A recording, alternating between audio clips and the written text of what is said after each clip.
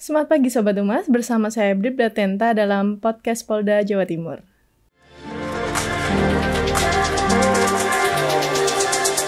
Satuan Tugas Unit Polisi Berseragam atau Form Police Unit merupakan pasukan Garuda Bayangkara yang dibentuk dan ditugaskan dalam misi pemeliharaan perdamaian dunia.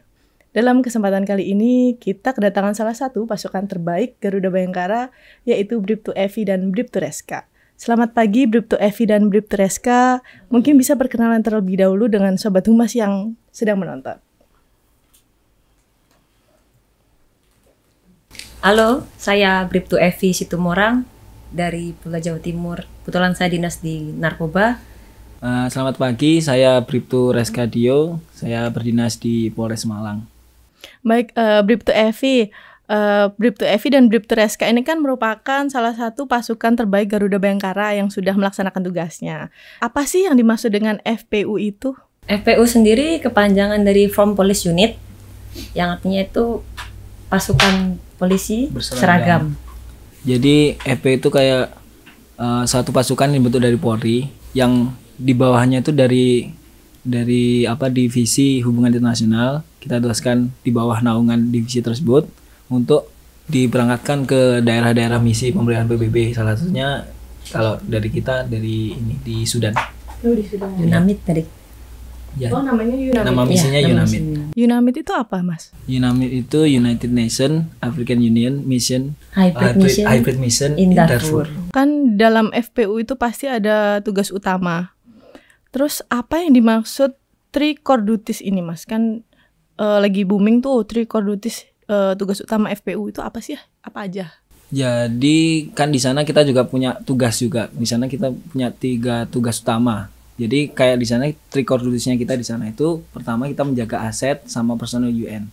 Karena di sana kan kita pasukan. Jadi kita harus menjaga aset-aset UN di sana untuk menjaga keberlangsungan misi di sana juga, sama juga pentingnya juga jaga personil di UN-nya juga.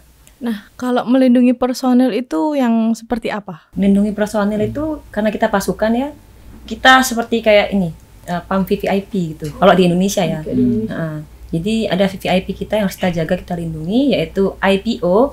IPO sendiri adalah Individual Police Officer dan juga staff UN. Itu kita lindungi. Jadi setiap pergerakan mereka keluar dari camp, kita escort, kita kawal. Jadi itu kayak IPO kan punya tugas seperti kalau di Indonesia tuh dibawakan mereka itu jadi babinnya. Nah, kita pasukan untuk ngawal keamanan mereka. Jadi kita kayak provide untuk keamanan mereka. Jadi sampai kita tuh kalau IPO pergi ke pasar ya, ke pasar kita juga belanja tuh kita harus kita ngawal dia. Jadi dia belanja ke pasar, kita harus ngawal dia. Dan itu satu peloton ngawalnya. Oh, gitu. Ada pasar di sana juga? Ada pasar di sana banyak. Kalau fasilitasnya PBB itu apa aja, Mas? Fasilitas itu meliputi semua di Supercamp. Jadi ada di Supercamp itu nggak cuma camp-camp polisi-polisi yang tugas di misi PBB. Jadi ada generator pusat, ada tempat gudang, ada tempat handak juga. Jadi kita melindungi aset-aset dari UN tersebut biar aman juga. Generator untuk apa di sana, Mas? Generator itu di sana karena tidak ada listrik ya. Karena di sana sebenarnya sudah tersentuh listrik, cuma kalau untuk daerah yang lebih lebih pelosok itu belum sampai di sana. Makanya untuk menjaga keberlangsungan misi di sana, UN tuh ada namanya generator pusat. Jadi generatornya besar, jadi itu harus dijaga karena di sana listrik jadi jadi penting lah. Kalau untuk air, pasokan air bagaimana di sana, itu juga, Mbak? UN sendiri punya kayak istilahnya kayak tandon gitu kan ya, kayak pompa air besar, water point namanya. Dan itu kita jaga juga. Kalau yang ketiga itu apa lagi, Mas? Setelah melindungi personil, fasilitas PBB yang terakhir? Jaga ketertiban umum. Nah, itu seperti apa? Itu seperti kita kan di sana ada Supercamp kan luas. Jadi ada per pos-pos tuh. Kita ditempatkan di sana. Ada shiftnya kayak di sana, kayak di sini ya kayak penjagaan kita piket begitu. Oh, karena gitu. di sana kan pos jaga gitu ya. Iya, benar. Jadi di atas tinggi gitu. Jadi kayak tower. Iya. Jadi kayak namanya kita guard post ya, kalau mungkin di sana guard post. Jadi ada lebih dari 20-an pokoknya di sana. Nah, itu untuk menjaga keamanan di Supercamp yang luas itu untuk ketertiban umumnya, biar nggak ada kontak, juga meminimalisir kontak di sana, makanya kita jaga. Nah, kan Bribtu Evi sama Bribtu Reska ini kan salah satu pasukan Garuda Bayangkara yang terbaik pilihan. Lantas siapa aja yang bisa menjadi pasukan Garuda seperti Bribtu Evi dan Bribtu Reska ini? Untuk di misi kami sendiri di UNAMID itu mulai dari Bintara, pangkat Bribda sampai Perwira. Karena Kasatgas kita sendiri Kombes. Tapi untuk di Minuska, misi yang lain, bisa dimulai dari Tamtama. Kebetulan di UNAMID, peraturannya tidak ada untuk Tamtama saat itu. Belum keluar pada waktu itu TR untuk penerimaan seleksi pasukan FPU untuk UNAMID FPU 12 ini masih dari Bintara sampai Perwira. Untuk yang saat ini dari Tamtama bisa, dari sampai ke Perwira. Bahkan kalau untuk yang khusus Tamtama ini ada untuk percepatan pangkat, tapi khusus untuk Tamtama aja. Oh gitu. Iya. Sebelum menjadi pasukan ini kan pasti ada seleksinya. Apa aja seleksinya? Susah nggak? Seleksinya sih hampir sama sebenarnya kayak polisi ya. Iya. Seleksi polisi. Cuma bedanya kita ada wawancara bahasa Inggris, ada tes tulis bahasa Inggris, terus ada tes menembak, menembak juga. Terus nyetir, ditanjakan dan turunan ya. Habis itu habis itu kalau ada psikologi itu ada 2 juga psikologinya, psikologi tes tulis sama wawancara juga. Jadi kita itu dulu tes itu selama hampir 2 minggu ya. 2 minggu tuh tes di Jakarta. Di Jakarta. Kecakapan bahasa selain bahasa Inggris apa yang harus bisa waktu harus diberangkatkan tuh? Kebetulan tuh misi kami UNAMID, kami bahasa Inggris saja. Bahasa Inggris saja. Karena di sana kan untuk bahasa yang dipergunakan Inggris, untuk lokalnya Arab. Tapi kalau untuk seleksi yang diteskan untuk Inggris. Iya. Berarti bisa bahasa Arab? Bisa bahasa Arab ya, suwaya. Oh gitu. Coba bisa disapa nggak Sobat Humas yang di rumah? Assalamualaikum Sobat Khair. Kaifahal? Alhamdulillah, bi khairi walhamdulillah. Syukran. Masih sebatas itu. Karena di sini Mbak, di Sudan itu Arab di Saudi dengan Arab di Sudan itu beda. Oh, beda. Kayak nanya nama yang biasanya itu man ismuka, kalau setahu saya kayak man ismuka, kalau di sana enggak, jadinya ismak minu.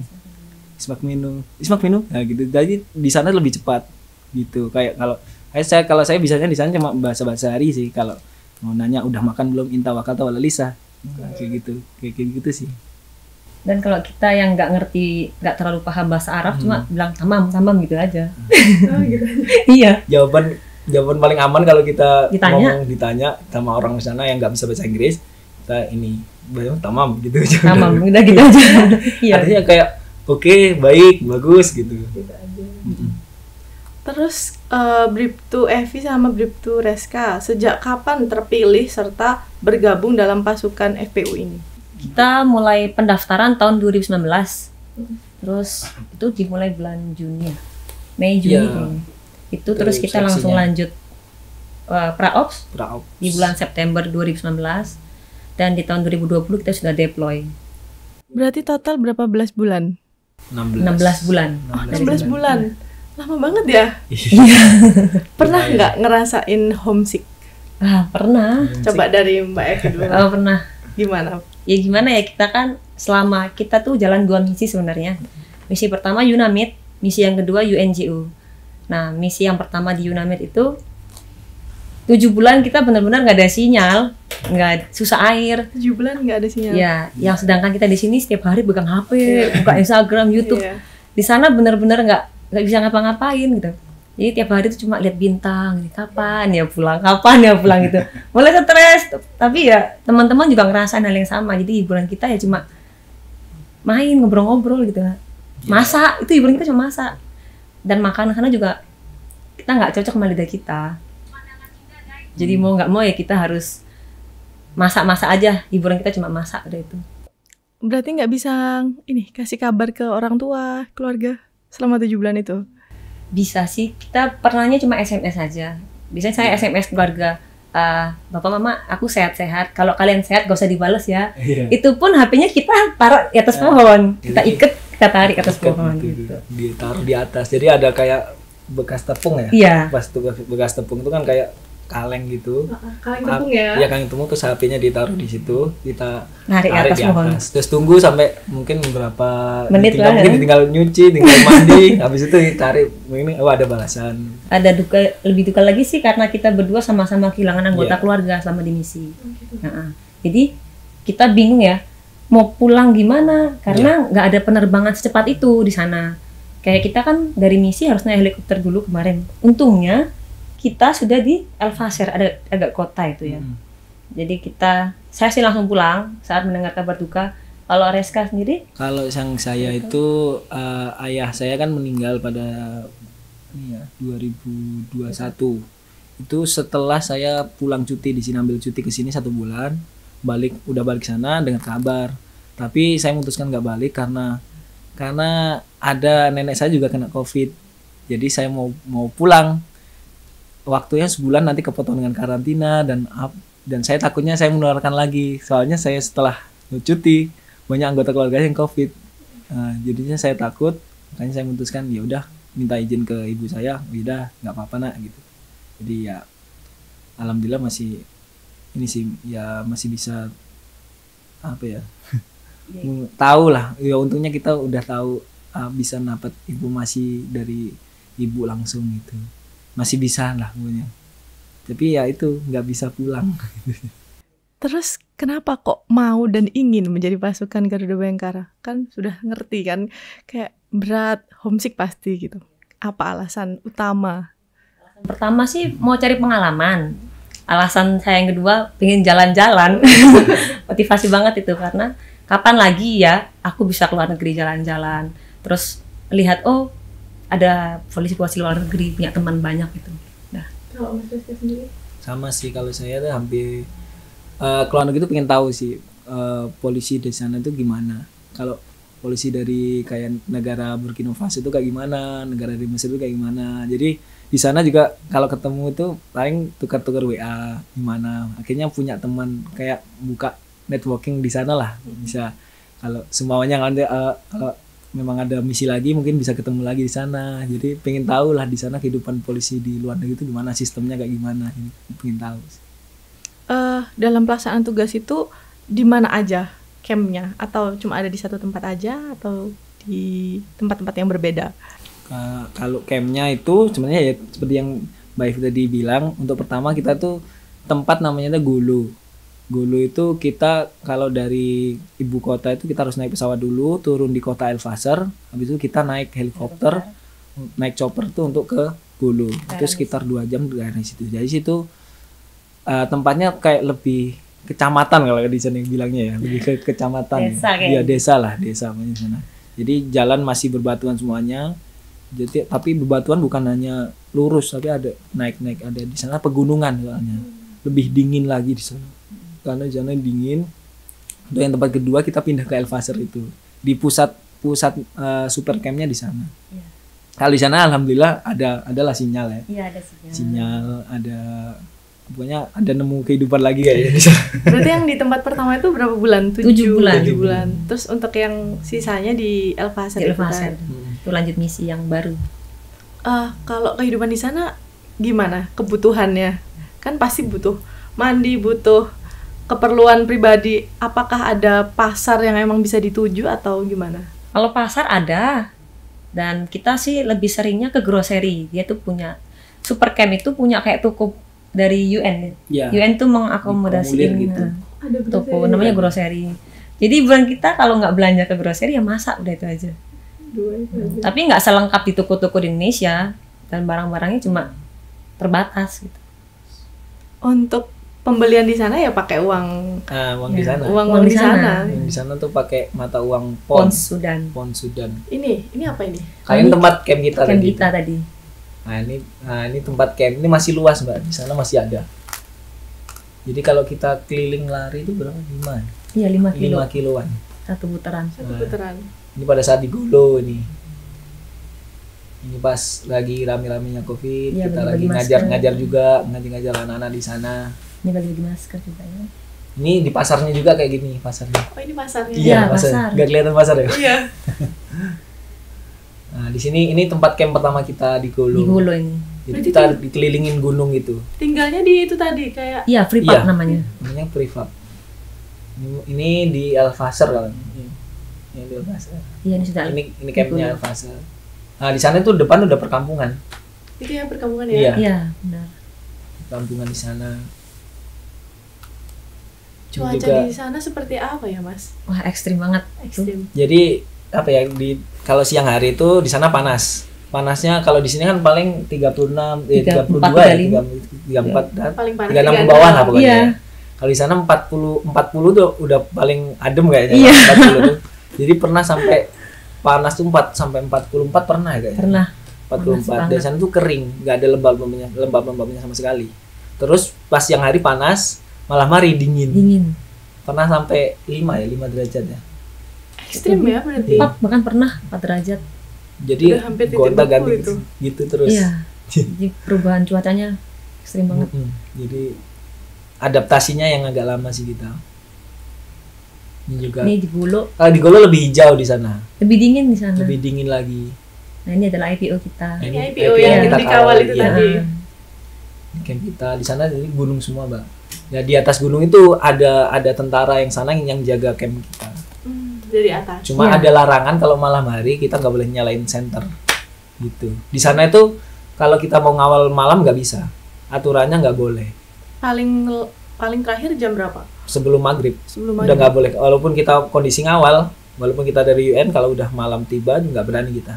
Karena di sana kan masih ya adalah sedikit kelompok-kelompok kecil yang masih kontra sama pemerintahan ya. Jadi takutnya karena kalau udah diserang itu udah nggak bisa di backup sama asuransinya UN ya. Iya, betul. Itu nggak bisa di backup sama asuransi UN. Makanya kita lebih milih udah ngecamp di situ langsung gitu. Terus halangan apa aja yang udah Mbak Evi sama Mas Reska hadapi di sana? Kan di sana itu beresiko tinggi gitu ya, lingkungannya apa aja dan bagaimana? Halangan ya.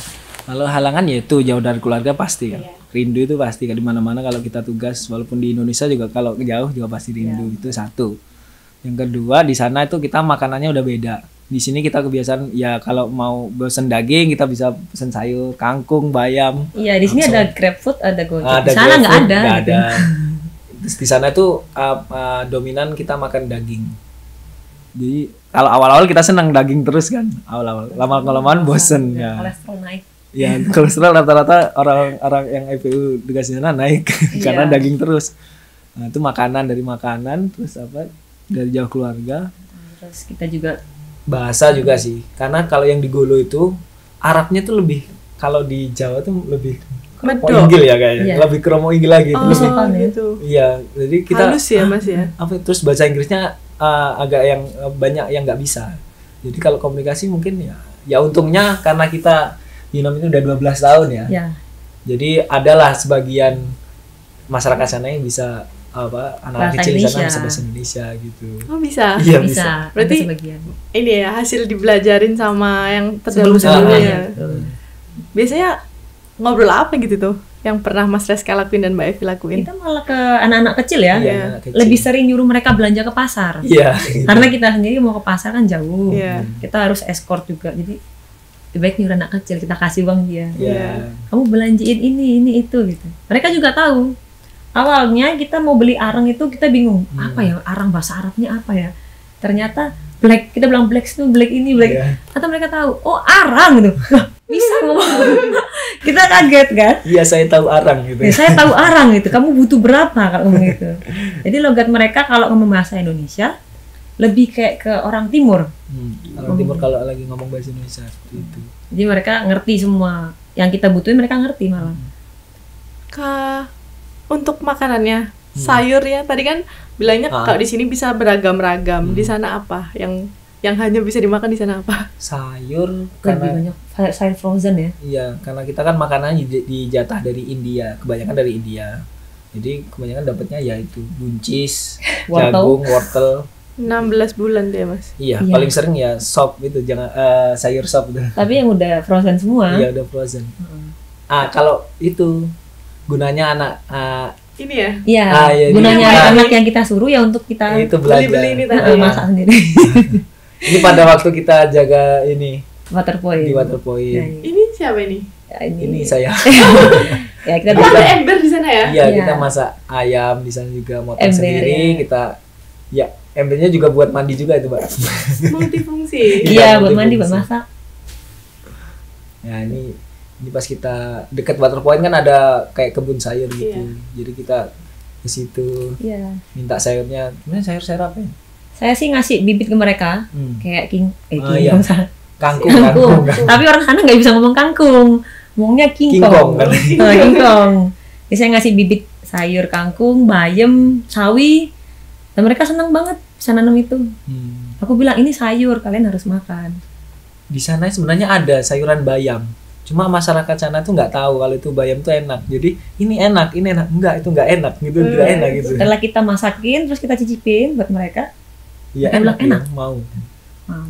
Jadi setiap kalau anak yang kita suruh tuh kalau ada masak kita suruh masuk, kita makan bersama bareng dia. Nah, anak kecil itu tadi. Iya. Iya. Hiburannya itu. Iya. Iya. Hiburannya paling seneng sih pas jaga air ini. Iya. Jadi kita tidurnya rame-rame memang, satu kamar 7-8 orang, masak sendiri. Ini kita Ini siapa kerjasama dengan ini tentara Rwanda di sana juga. Jadi kita kadang-kadang join operation juga sama mereka. Jadi kita yang ada di depan. Kayak di film-film ya. Ya, ini lokasi kita Jadi di jalurnya Gulu. kayak gini, Mbak. Iya, Iya, jalannya. itu persis yang kayak di film-film nih. Jalurnya kayak gini. Mbak Evi betapa bersyukurnya dan bangga ya Iya. bisa Iya. sampai di sana. Dan bersyukur juga sih lahir dan besar di Indonesia. Iya. Karena di sini kita berkelimpahan air, sinyal, Serba makanan semua serba ada. Berkecukupan. Di sana itu Ini ya yang dimaksud sama Iya, jalurnya. tebing. Ya, Pada waktu ke desa Kiling nih jembatan ini jurang jauh nih. Ini anginnya juga keras di sana. Tapi banyak kita nemuin donki-donki gitu. Itu unta sama dongki. Unta. Gimana tuh, Dai? Keledai. Ini pas kita ngawal bahan ration makanan yang serah terima dari ini apa EPU Pakistan ke EPU Indonesia. Jadi kita ketemuan gitu, kontennya datang, kita serah terima untuk bawa ke camp. Ini ada kendala di sana. Iya, kendala kadang-kadang ban ada bocor, pecah terus ban. Gitu. gimana? Jadi kita setiap escort itu bawa mekanik, tim mekanik. Tim mekanik udah sedia ban banyak, alat-alat semuanya.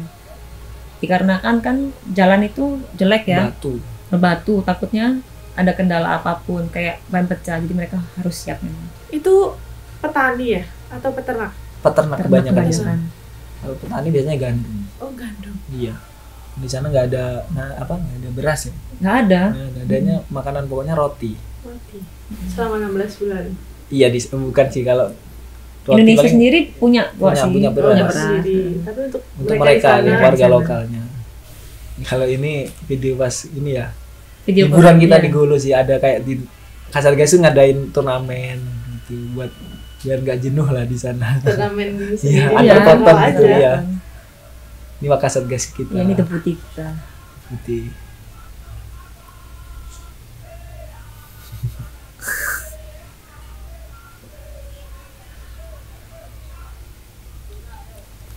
Ini ada tuh video kita yang habuk ya? Ada kok. Ada video yang lagi badai pasir tuh ada. Ada. Ada. Di badai pasirnya. Badai pasir tuh muncul kalau udah musim hujan di sana sih.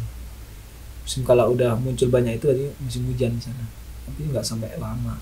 Dan lucu juga sih, pernah tuh hujan, di sana hujan es. Hujan es pernah. Hujan pertama kita hujan es ya. Iya. Kita kaget. Kok ada suara kotak-kotak apa sih gitu. Kita keluar, ternyata hujan es. Benar-benar bongkahan es. Kan nggak nyangka kan, Nggak di sana kan nyangka. biasanya panas. Tiba-tiba hujannya hujan es. Kok bisa nih? Dan kita semua langsung keluar tuh. Kayak kampungan gitu. Tapi ada video yang ini. Hujan badai. Ada badai. Badainya ada, yang Badai. hujan esnya itu. Kalau hujan esnya ada cuma nggak tahu sih yang nyimpannya di mana. Iya. Kalau udah agak lama Karena ya. kebetulan sebenarnya saya nyimpan, cuma file-file saya itu ada di Afrika semua. Iya. Barang kita kan Karena kan kita pulang juga evakuasi darurat. Ah, itu bisa diceritakan. Kok bisa sampai evakuasi darurat itu seperti apa? Jadi mau cerita? Iya. Jadi gini, kan kita evakuasi sana. Jadi kita sebagai FPU yang terakhir itu kan ada proses namanya likuidasi dari pengalian Supercamp ke pemerintahan Sudan. Nah, dalam prosesnya itu kita ngawal penyerahan. Kalau super camp kan kalau diserahkan semua nggak bisa. Jadi ada wilayah barat, ada wilayah timur yang diserahkan. Pertama untuk wilayah barat kita serahkan aman. Yang wilayah timur nggak tahu dapat informasi dari mana masyarakat itu. Setelah diserahkan ke pemerintah Sudan, masyarakat bondong-bondong situ. Rebutan lah sama tentara juga karena rupanya tentara di sana juga pengen jarah juga di sana. Ambil barang di sana, aset di sana. Karena udah semuanya kumpul, masuklah semuanya. Situasi udah nggak bisa dikontrol kan mereka. Ditambah itu takutnya di sana itu tentaranya kalau jarah itu nggak cuma pakai tangan. Jadi mereka saling dari sisi selatan sama utara itu mereka saling adu kontak senjata. Tapi kontaknya nggak ke arah masyarakatnya sih. Mereka lebih mengusir masyarakatnya, tapi mereka pakai senjatanya langsung di sana kan pakai 762 12, jadi ke atas semuanya. Jadi yang bikin kita evakuasi itu pernah ya di tempat tinggal kita itu di Camp Polwan juga. Ya di Camp Polwan tuh peluru sampai masuk.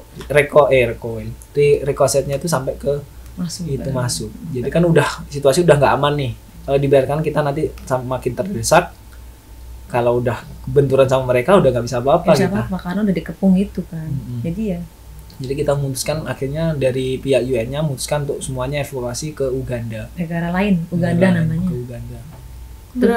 Berapa lama untuk proses evakuasi itu, Mbak? Kalau evakuasi sih cuma 1 hari sih. Kalau proses persiapannya udah 26 Desember kali ya. Evakuasi. Iya, 26 Desemberan di sana itu evakuasi sampai di Uganda 10 hari di karantina. Udah proses pemulangan langsung. Jadi kita pulang tuh nggak sempat kita bawa tas-tas banyak tuh nggak sempat. Jadi kita cuma bawa ransel satu aja. Isinya paling seragam. Baju-baju keseharian. Pakaian dalam udah baju-baju udah gitu aja.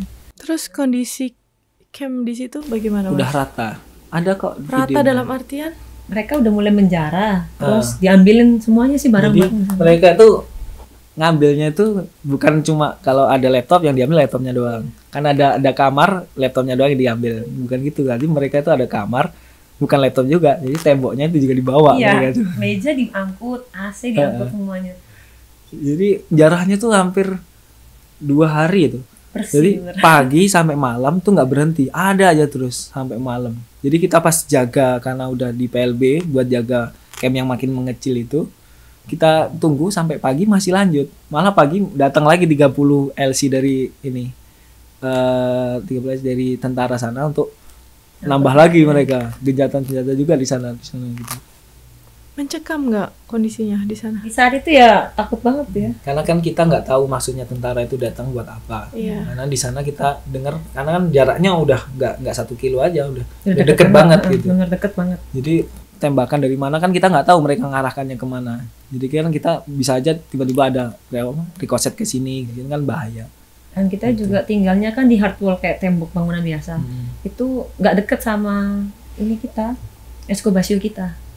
Perlindungan kita nggak deket. Jadi rawan banget. Sedangkan cuma Indonesia yang punya pasukan perempuan di situ. Cuma Indonesia yang bawa 20 polwan saat itu. Sedangkan negara lainnya nggak ada yang bawa polwan. Jadi Kasatgas kita itu memperhitungkan polwan ini gimana keselamatannya. Makanya Kasatgas saat itu minta emangnya pulang duluan, tapi kita udah tetap bertahan di sana sampai terakhir. Iya. Boleh dikasih pesan ke Sobat Humas yang ada di rumah, Mbak Evi sama Mas Reska, harus apa deh biar bisa menjajaki kayak perjalanannya Mbak Evi sama Mas Reska itu, coba disampaikan harus apa? Kalau pesan saya sih kalau mau pengen melangkah lebih ya, bukan hanya di FPU kan banyak. Mungkin kalau dari kami salah satunya dari FPU. Jadi kalau memang mau maju sekalian, jangan ragu-ragu. Kalau ragu-ragu malah kita yang jadi bimbang ya kayaknya nggak bisa. Pokoknya maju terus pantang mundur lah pokoknya. Kalau emang punya tujuan itu ya fokus aja ke situ, jangan ke lain-lain, jangan belok-belok lah pokoknya. Kalau Mbak Evi sendiri? Kalau dari aku sendiri sih kita harus berani mencoba tantangan baru, pengalaman baru. Jangan pernah takut. Jadi kalau misalnya itu ada orang bilang, ih jangan ke sana susah, ini gini gitu. Jangan.